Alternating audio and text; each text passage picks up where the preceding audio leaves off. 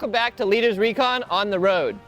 Today we're talking a little bit about aviation with our own Chief Gatrost, DC Army National Guard, who went from, I believe you told me once, truck driver to aviator.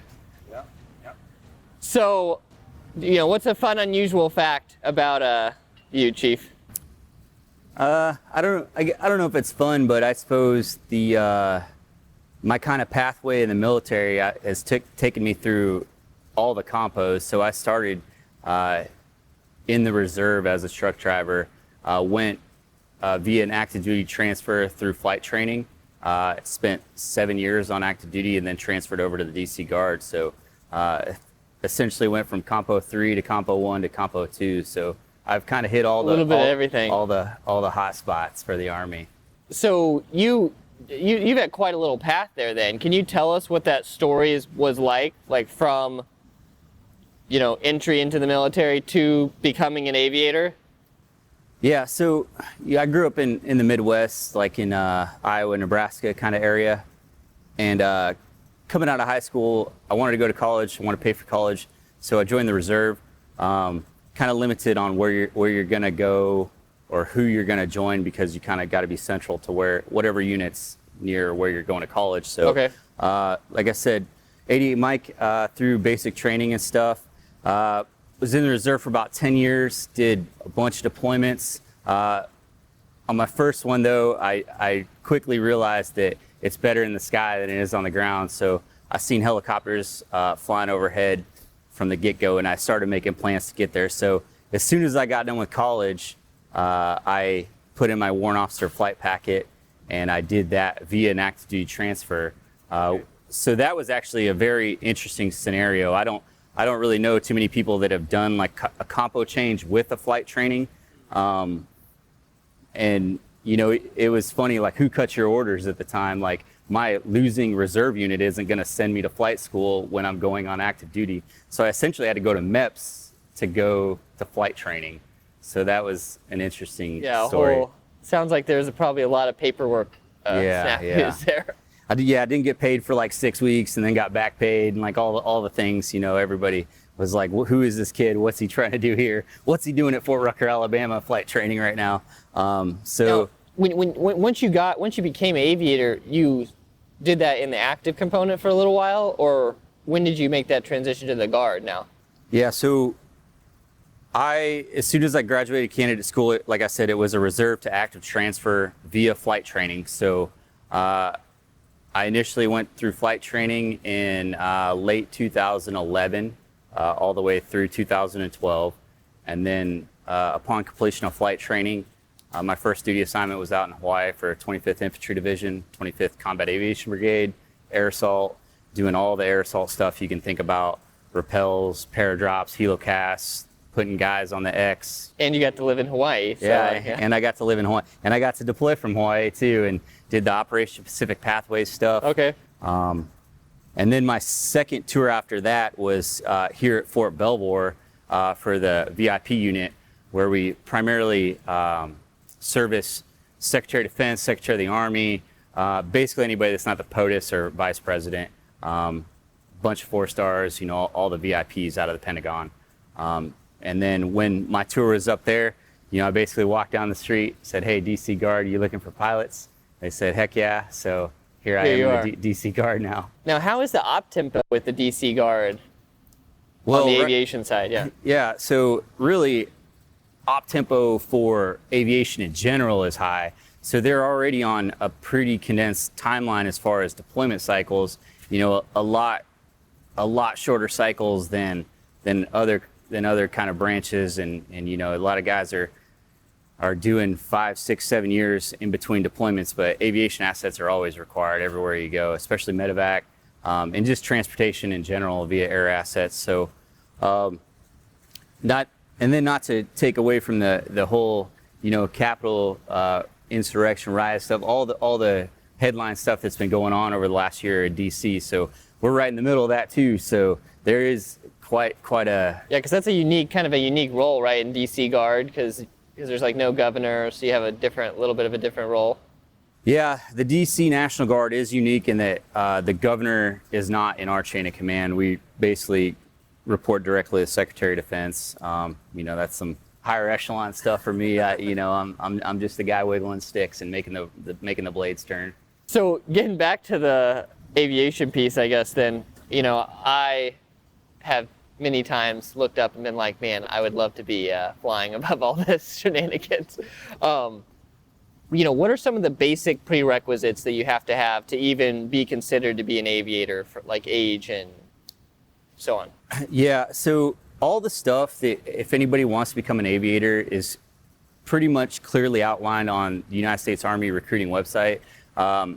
Obviously, there's some things that are kind of unique. You're gonna need a Class 1 Army Aviation flight physical, and you can get those from any place that has flight medicine, most major installations. And if there's an aviation unit on the installation, there's going to be a flight doc. Okay. Scheduling that is always difficult if you're not an aviator, and that's one of the hurdles, right? Obviously, there's a flight aptitude test. When I took it, it was called the AFAS, but it's called the SIFT now, okay. And it's a little different. It's kind of about like spatial orientation and how you see shapes and stuff and things like that. But passing that is a prerequisite to becoming an aviator. And this is just to even put your packet in. So just to clarify, you said, like, is there any age brackets that you know of? I know those might change from time to time, but. Yeah, there are. I haven't looked recently. When I went through, I think it was 36, but we were growing, and I think it's back down to, I think 32, I want to say, really? But that's clearly on the website. But that being said, waivers are available for almost everything. So there are age waivers, like that stuff still exists, and I've personally known people that have been selected at 46 years old. So wow. There's active federal service active federal service requirements. I think right now they don't want you to have more than 8 years, I want to say. Once again, still all on the website. I'm not the source. That's the official source, is the recruiting website, but that does change as time goes. So, and is there any rank requirements? I know, like, both for officers or for enlisted personnel that are wanting to become those warrant officers? So there is no rank requirement for a warrant officer.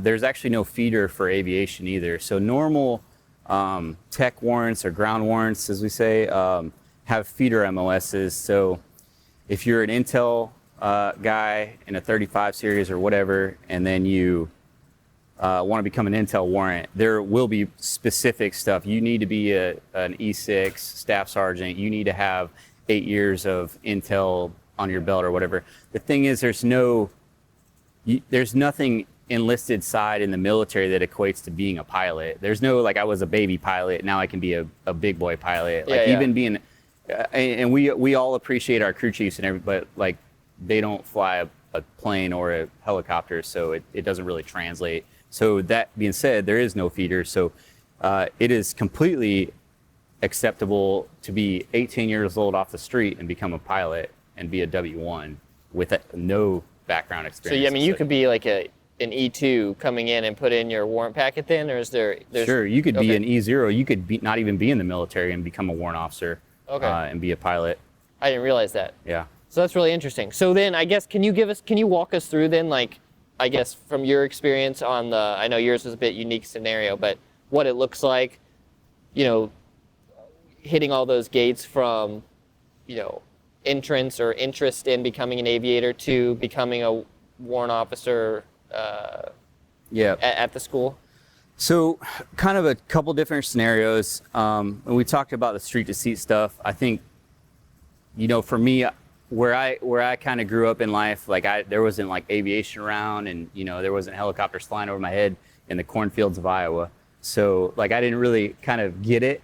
But as I kind of grew a little bit, I'm like, wow, that seems like a really cool thing to do, and something that I strive for. So a lot of people in my community were enlisted prior. And a multitude of MOSs. Anything you could think of. So got a bunch of 11 Bravos, there's 88 Mikes, there's, food service, whatever you were doing before. Yeah, I met one of the warrants outside who had his CIB, right? Yeah. So we have some old guard guys in here that, Tomb of the Unknown Soldier and all that stuff, and doing some pretty high speed stuff. You know, a lot of Rangers, long tabbers and stuff come over to the aviation side, you know, after grinding it out for 12 years and being an E6 or E7 and getting their self beat up. They said, you know, maybe I have to put the ruck in the back of the helicopter instead of on my own back. You know what I mean? So a lot of that happens too.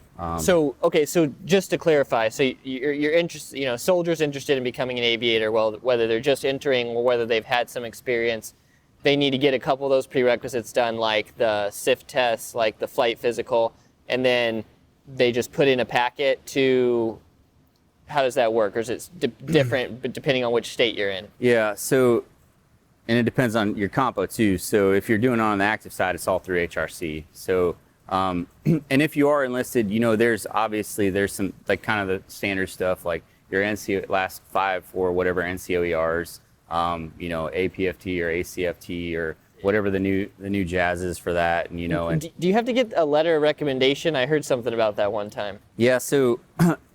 If you are already in, you know, and you're doing it through the enlisted side, you're gonna have a letter of recommendation from your company commander, your battalion commander, and a senior warrant officer in the field and obviously my field is aviation, so okay. You're gonna look for those letters of recommendations.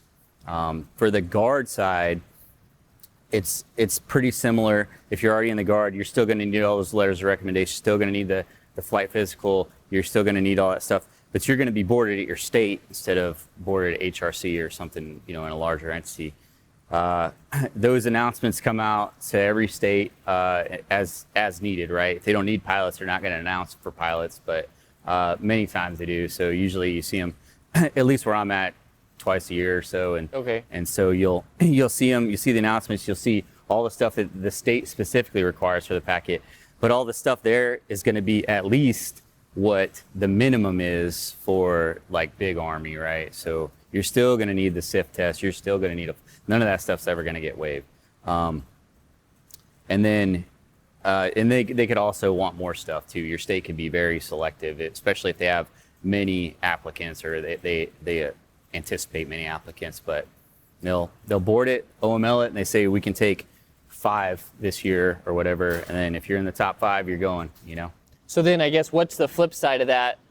You know, fun fact, I took the SIF test in ROTC mainly because my buddy really wanted to go to flight school, and he was like, do you think that's a hard test? And I was like, I don't know. So I just took the SIF test. So passed though, first time go. Okay. So I guess I'm on my first step there, you know. But what does that look like for officers then, you know? Can you transition as an officer once you've already commissioned into a branch to aviation? And then also, what does that look like if you're just a newly commissioned officer in the Guard? Yeah, so if you are a newly commissioned, so same thing with, we'll start with the second part of that question, but if you are trying to become a commissioned officer and you're doing the ROTC route or OCS route, it's still kind of the same thing. There's still like a board that's held at the state level, so it's important to find a state that's looking for aviators, and almost all states are at some point. It's just how long you're willing to wait or whatever, and really making that introduction and connection with everybody, and then putting your packet in, and the same stuff will be on there. It's just your commissioning source is different. So instead of through candidate school, warrant officer candidate school, it's either through OCS, ROTC, or you know those means. And then as far as rebranching is a thing, and that's the same thing for all branches. I mean, you could go from infantry to armor if you wanted to, but you could go infantry to aviation if you wanted to as well. Kind of the same thing, though. You're still looking for people to bless off on that, and that might be a little bit more difficult because technically you're poaching from one place to put you in another place. So kind of depends on strength on both sides and stuff like that. And it's not unheard of. I've seen people do it. But then as an O grade, you also kind of want to think about your career trajectory. Like how long have you been doing infantry, and do you want to start to be a new pilot as a senior captain? That, you know, that might not be, you know, have you held company command? Now you haven't held aviation command, you know, and there's definitely some questions. Nuances to each one. Yeah. So So then I guess, so from the guardsman perspective then, I know that you find that unit that accepts you either side, whether it's the warrant side or the O grade side. What is what's the next step from there? I mean, you go to, I'm guessing, flight school, and where is that located? Yeah, so once your application is blessed off, signed, and you're accepted, then you're going to start the whole flight school pipeline.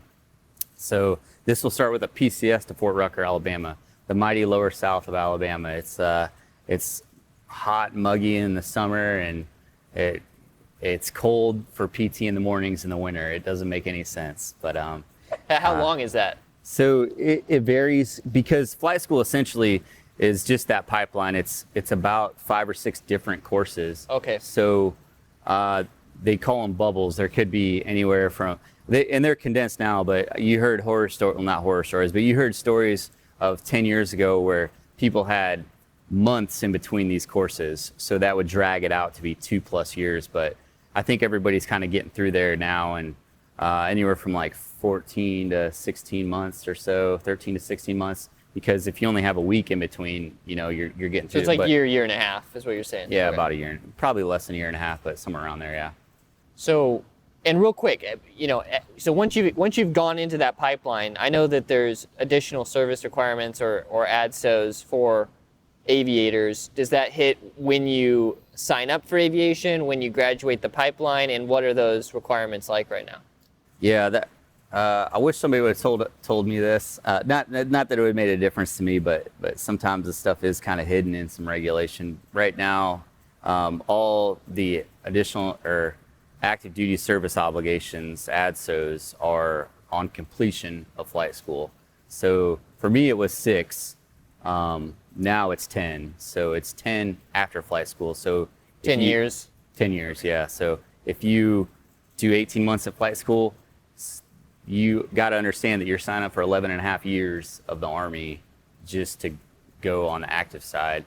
The National Guard, it's not an ADSO, but it's an RDSO, which is the same thing essentially, but it's still 10 years on the backside of flight school. So 10 years after you become an aviator. After. Same thing, even with that stuff though, is the stuff's kind of ever evolving, and they're trying to, the Army tries to keep you and lock you in, but then sometimes that turns into people hesitant to get in, and so then they say we need to recruit more. Well, maybe if we, and you see this like kind of this whole slinky thing of stuff. So it's always one of those things. Look, find the latest and greatest regulation, because as smart as Chief is, I'm not a book of regulations. I don't know. I feel like every chief's a walking regulation. I try to be humble, but it's all locked in. So, getting back to the flight school piece of it. Yeah. I get my letter rec. I'm accepted into a unit. I finally get to fly helicopters, which is what I really wanted to do this whole time. How does that, you mentioned it's like 5 or 6 different schools. Yeah. Is that dependent on your airframe, or how does that work? No, it'll all be the same amount of school. It's just the length of the last one's going to be different. So you're going to start out as a warrant officer. You start out with candidate school, and that's 5 to 7 weeks, depending on if you're at E4 or higher. Okay. If you're a later rank, then you get a 2-week shorter course. Following that, it's BOLIC, so like kind of the same officer stuff, and you learn staff functions and all the good officer stuff, and that's I think when I went through it was like 6 weeks. Same thing, stuff kind of changes. Okay. Following that, there's kind of a like the G.I. Joe school, so you do the dunker stuff where you get dunked in a simulation cockpit into a pool, and you learn how to like swim out of a thing with your eyes blinded and all this stuff. Oh, that's fun. You do like the centrifugal stuff where like they make you hypoxic and make you feel like you're drunk in the sky or whatever, and you making crazy decisions.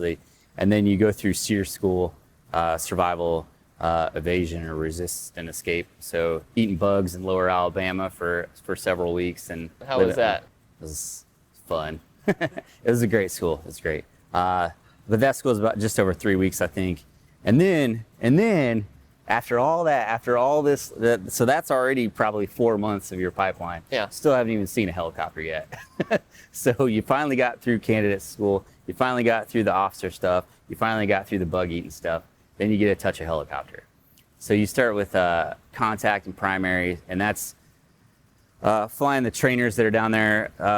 In my old days, we used to fly the TH-67 Creek helicopter, which is a fantastic bird. They just recently retired it. Super sad about that. And now the trainers are actually all Lakotas. Okay. So they're Yeah, flying. see, I probably read about that. Yeah. So they divested that. They're all Lakotas down there, and then and that's basically maneuvers, learning how to hover, learning about airspace, learning the basics of being a pilot. And that 8 weeks ish, I want to say, maybe 12, depends. But following that, then you're going to go into instruments where you're going to learn how to fly in clouds and navigate via no spatial orientation, but purely on instruments in the cockpit. You're going to go through that, and that's a real eye opener, even though you can't see anything. And then once you complete that, you go into your advanced airframe. Okay. So from here is where, if you're on the active side, like you put a wish list up, and active don't care. So they'll say, you'll say, hey, I want to fly Chinooks, and active Army will say, we have 8 Blackhawks and 7 Apaches. And you'll say, I want to fly Chinooks, and they'll be like, we've got 8 Blackhawks and 7 Apaches. And then so on the active side, once you've committed to an airframe, then that's your airframe. Is that correct, or? So you'll go through the pipe, you continue, and you'll do the advanced airframe qualification, and you'll go to a unit and you'll fly that airframe.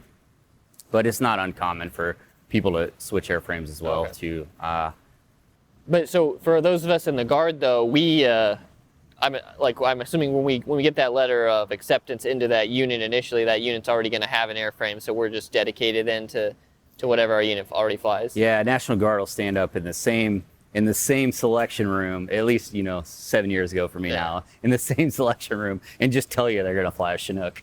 So like it's kind of silly, but yeah, they already know what they're going to fly. Okay.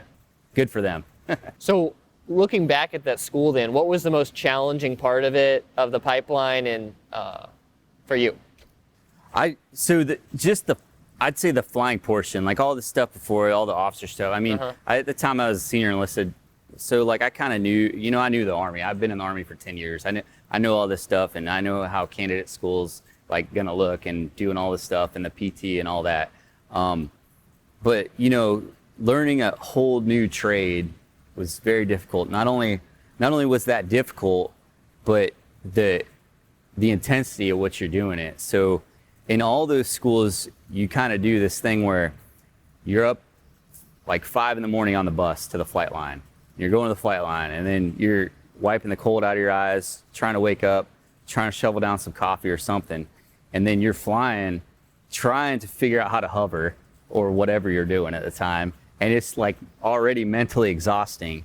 And you do that till like lunchtime. And then you get done with that, and then you take the bus back to the academic center, and then you sit in 4 hours of class where they talk about weather and turbulence, and they talk about aerodynamics and how blade foils work and how dissymmetry of lift happens, and like all this like next level stuff. So that's like a super exhausting day. And you do that for like half of it, and then it swaps. Then you do all those academics first thing in the morning, and then you go to the flight line in the afternoon, or you're flying at night, like till 10, 11, midnight, depending on when the sun goes down. I think you told me once, it's like flying a helicopter is like just beating physics every day. Yeah. It's not like a plane where it wants to fly. We're continually trying to beat physics into submission so that we can stay in the air. And we do it successfully. So what would your advice be then to, if, soldier going into flight school, what's your advice to them on being successful, or what things should they focus on ahead of time maybe? I'd say just stay focused. I mean, that's pretty generic, but, setting up study groups and just having kind of a core. I mean, you're going to make friends with everybody that's there, or, your kind of group of classmates. You kind of a lot of y'all stay in the same classes and kind of stay through the whole time, and people kind of shift a little bit depending on seat slots and stuff, or somebody gets sick or whatever, you know. But you'll kind of be there PCS with the same people like the whole time. So it's important to find the right group of people that aren't partying on the weekdays, you know what I mean? Obviously have your personal time and have your good times when you can, because life is short, but like the guys that are hitting Wing Wednesday every single Wednesday probably, you know, aren't going to keep you focused on, you know, passing the exams and hitting all your goals. Is the washout rate pretty high? I don't think it's high. I think everybody that's there is there for a reason, and that's kind of it goes back to the selection process, right? So there's a reason why there's a minimum GT score. There's a reason why there's a SIP test. There's a reason why we look at NCOERs and, you know, past accomplishments and stuff. And you say like, this guy is a motivated person. This guy or gal is a motivated person. They should be successful in it, because the Army doesn't want to wash somebody out after spending $1 million on flight training to them. You know, I mean, it happens, but the Army doesn't want to see that because it's a bad investment, right? Yeah, so. Absolutely. So once you completed that airframe specific flight period or flight training at the very end of that course, do you go to an additional training for National Guard, or does the National Guard have specific advanced level flight training past that initial training? So after flight school, there's nothing specifically that you are required to do, I guess. Okay. So you're going to go back to your unit, and even when you do your advanced airframe at Fort Rucker, okay, they're teaching you the operator level stuff. So they're not teaching you like mission level stuff mostly. So a Black Hawk's a good example. So a Black Hawk is like a multi-role aircraft. So what medevac pilots do is vastly different than which is what we got here, right? Yeah. Vastly different than what air assault pilots do, vastly different than what VIP pilots do, right? So it wouldn't be cost efficient for Fort Rucker to teach you, here's how you do air assaults, and then you go to a medevac unit. So that's why when you come out of flight school, you go to a medevac unit and they teach you mission tasks. So, or you go to an air assault unit and they teach you mission tasks. Like, that's for the instructor pilots at your unit to teach you. So there's that additional training, but that's just called progression training. You get to a unit, nobody expects you to be a super pilot when you get there. They're there to make you the best pilot there. That's all in pursuit of making pilot in command, because ultimately, like, you want to be the aircraft commander. And then from there, you know, it's just the next thing is air mission commander, mission briefing officer, flight lead, doing kind of next role stuff. Ultimately, as an aviator, we have what are called tracks. So right now there's 4 tracks for aviators, and that's going to be your instructor pilot, maintenance test pilot, safety officer, and aviation mission survivability officer. And is that same on the warrant officer side or the O grades? Technically, O grades can go to those tracks, but they don't typically, and it's not really a thing for them because officers are doing officer stuff, right? Making all those PowerPoints. No, but I jest. No, but so for us, you know, what do you do besides fly a helicopter and golf?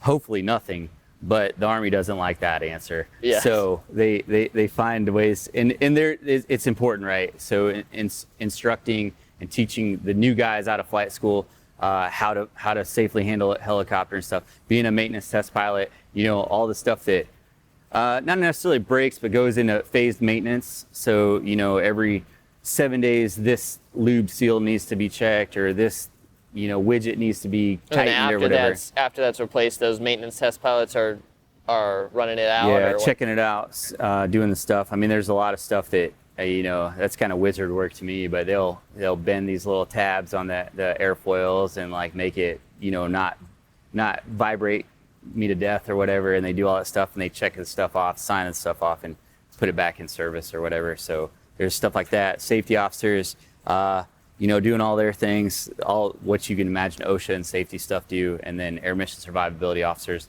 kind of basically work for mission survivability, so defeat and threat, you know, a lot of bad enemy stuff out there that, you know, we work to make TTPs and different types of tactics to defeat enemy threat. Now, how does that work? So you're saying a lot of that initial, like, subject matter expertise you're getting as a pilot is coming from those flight instructors at your unit, depending on your mission set. When you came out of flight school, what was your airframe?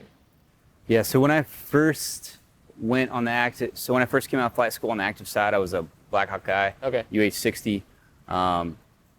At the time, the Alpha Limas, which this is a Lima right here, actually. So I flew Limas for just about a year before we got the Mike models in there. Okay. So if you ever look inside there, the Mike model is a full glass cockpit, and there's screens and all the stuff. Beautiful. So yeah, it's a little bit. Well, I mean, there's advantages to Limas too, though. So don't let me dissuade that.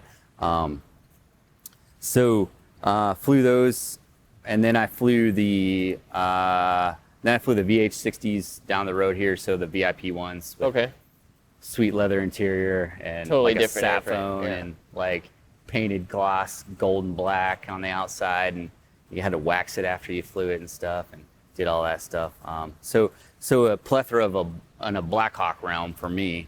And then coming into the Guard, I was set into a Lakota unit. So I immediately went to the Lakota aircraft qualification course. And where is that located at?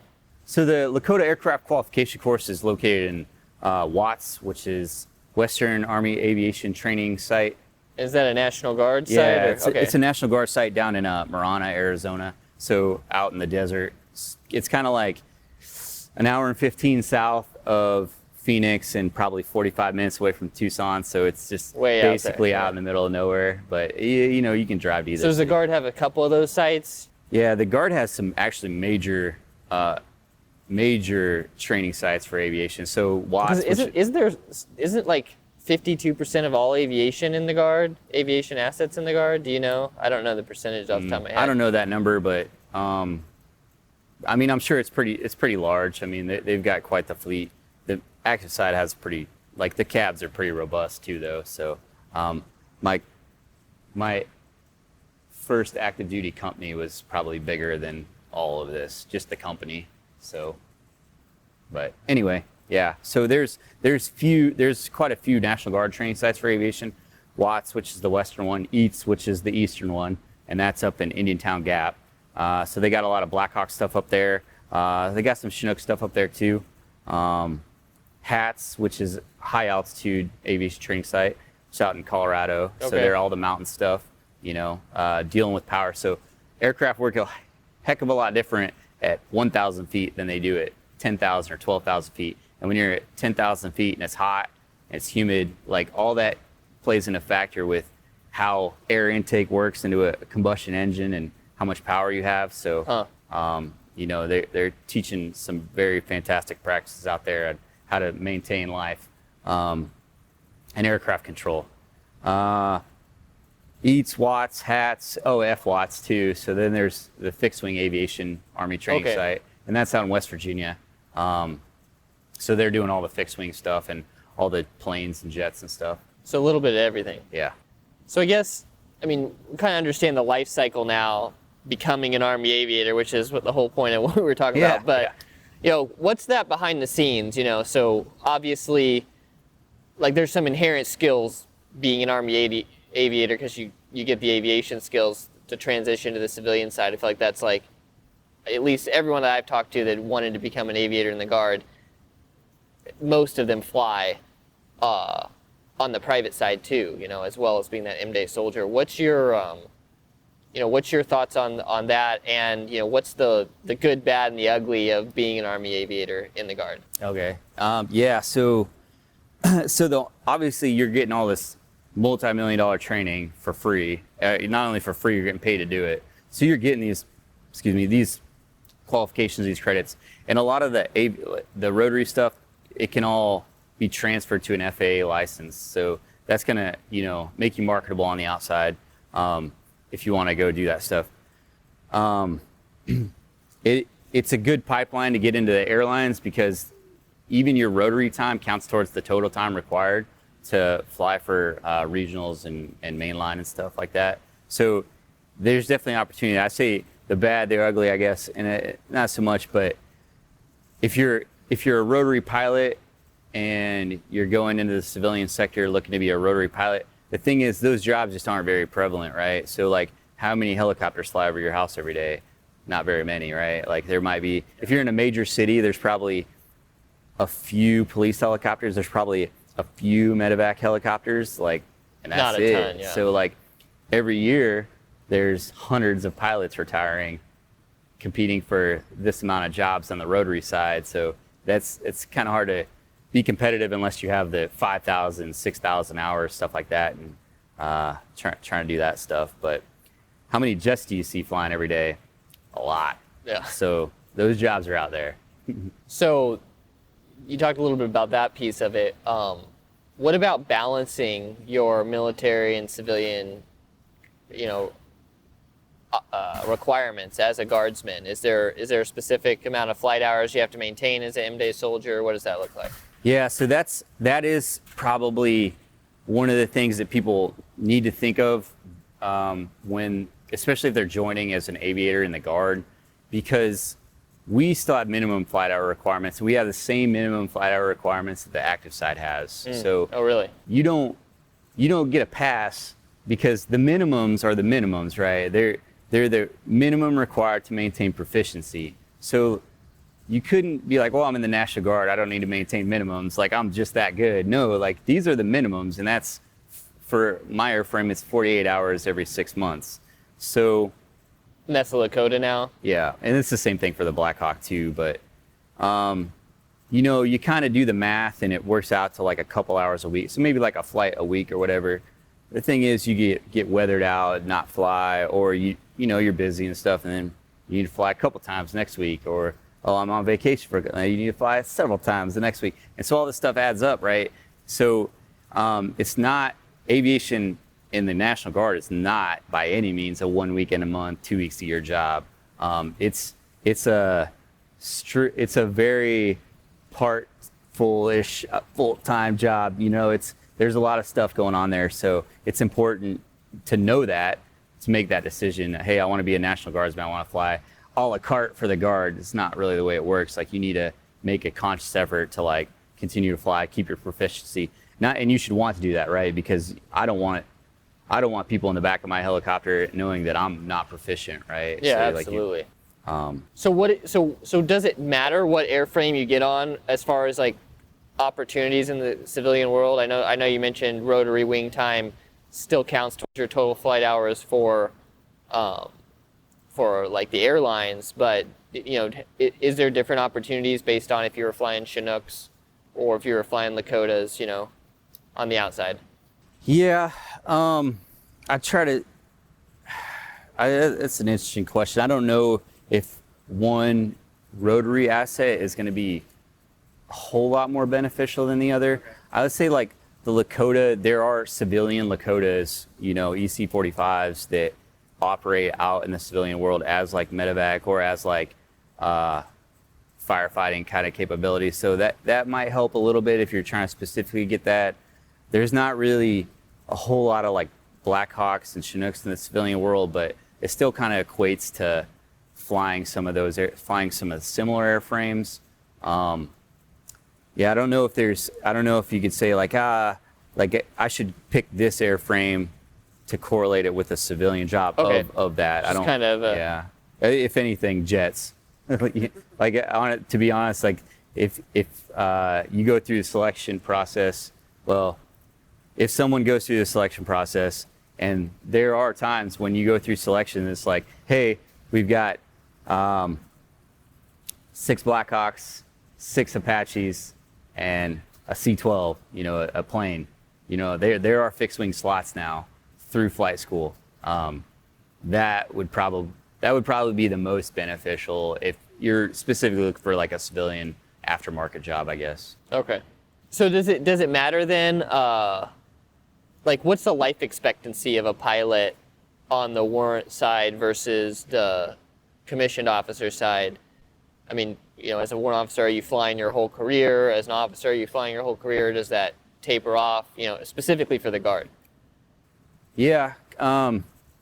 So on the O grade side, it definitely does taper off, and that you can actually kind of correlate that with flight pay, because flight pay for O grades kind of goes like this, because once you hit like field grade and start pulling like battalion command stuff, like your flight hours decrease, your requirements decrease, and then you're just gonna fly less because you're not gonna be a flight lead of an air assault and a hot LZ, like. So you're kind of in an admin role anyway. You're barely probably pulling minimums. So yeah, as an O grade, you're gonna fly less. I don't know a lot of O grades that do fly a lot. There's probably a few out there that do figure out ways to fly a bunch, but on the rotary side, not too much. Okay. Warrant side, you can pretty much fly as much as you want for as long as you want. Really. The only time, like if you make that lightsaber and you make that W5, you probably will be in a staff position that's pretty senior that might keep you out of a cockpit a little bit more, but you could essentially fly for 20 plus years. Oh, wow. Just cranking it out.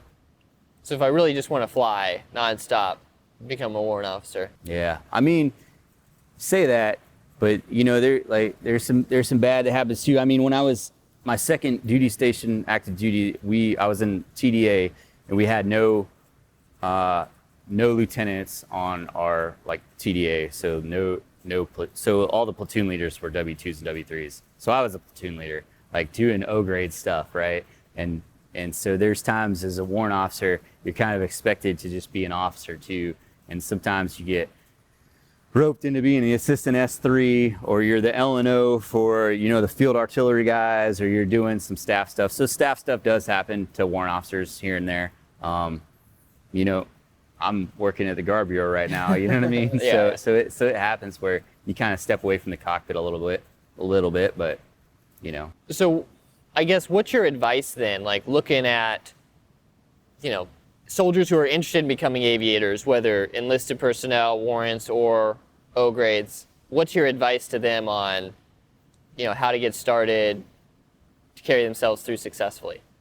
Yeah, so I mentioned before, you know, the checklist on the recruiting website, and I'll tell you, for me, being in a non-aviation unit when I came in, being, you know, far removed, and in Compo 3, which has very little aviation anyway, not even knowing really any aviators, like, it literally started with me Googling, like, Army, warrant officer, pilot, what's up? You know what I mean? Like, and you just stick to the script and you start just cranking out everything on that checklist. I get a lot of times kind of this question in some form or another, and it kind of comes out to be, you know, what's the secret, or like, what's the hookup? You know what I mean? Like, is there a secret? There's no secret handshake or some ring knock that happens. Like, it's not like I can go, hey, this is my best friend, Jarrett, like he's gonna make you a pilot tomorrow. The checklist is there, the documents are there, all the things you need to do. So just start doing the stuff, you know what I mean? Like, get them all done. And then, you know, once you, and some of that is a little bit of tenacity, and it's a little bit of determination, right? The thing is, like, if you're a guy that looks at a checklist and says like, oh, there's 20 different things I need to do here, like, I'm never gonna do this. That's probably not the people we want in the aviation side, right? Like, you know, it makes sense. Yeah, so there's a reason why there's hoops sometimes, you know. But even for me as a lowly truck driver, like, I figured it out, you know what I mean? Like, I got a flight physical, even though I wasn't an aviator, you know. I did my flight test when I was in Kuwait, you know what I mean? Like, there's, you know, if you're determined, you'll get it done. There's a will, there's a way, basically. So what was, like, I know you mentioned Googling everything, but like, was there a single resource that you went to that really helped you a lot on your path? Resource, I mean, so just the U.S. Army recruiting website, and it'll tell you like how to do, you know, active to active, reserve to active, you know, all the different pathways like that. And then, other than that, just mentorship. You know, I didn't know a lot of pilots, but I knew warrant officers, right? So, my third deployment, I was part of a joint task force. We had some pretty senior W4s there and stuff, and, you know, kind of connected to them. Most of those guys were like CID or counter intel and stuff like that. But I mean, everybody knows everybody, you know. It's in networking and just, you know, hey, do you know a guy that, you know, might be willing to interview me and possibly give me a letter of recommendation or whatever, and kind of working the system that way. But well, I guess, do you have any for our audience out there, do you have any last thoughts you want to give that we haven't covered on today so far? No, nothing out of control. I just say, aviation for me has been great. Like I've worked a lot, I've flown a lot, I've been all over the world in a helicopter and in a plane and in a jet.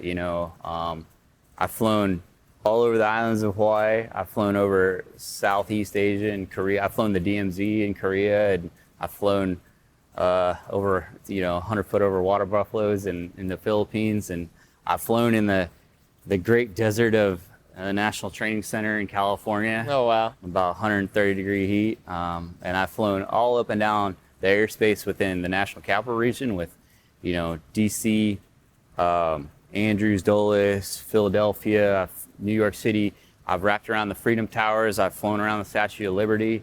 I've been all over in a jet too, like to Canada, to Mexico, to the Bahamas. So it definitely is a way of life. It definitely opens some doors, and it's definitely exciting for me.